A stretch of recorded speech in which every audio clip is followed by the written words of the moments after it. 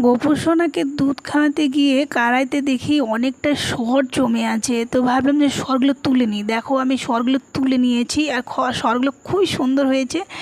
আর আমার গোপুর সোনাকে খাইয়েও দিয়েছি। দেখো ঠোঁটে মুখে লেগে আছে আর দেখো কি কিউট লাগছে বলো।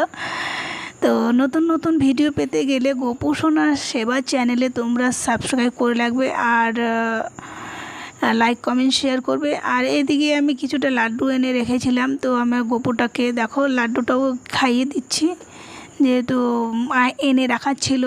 গোপু সোনা তো লাড্ডু খেতে ভালোবাসে, তো আমি একটু লাড্ডুটাও খাইয়ে দিয়েছি। আর লাইক কমেন্ট শেয়ার করতে ভুলবে না, অবশ্যই তোমরা কিন্তু করবে।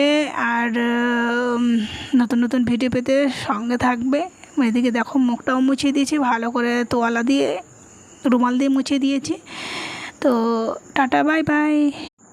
গোপুর সোনাকে দুধ খাওয়াতে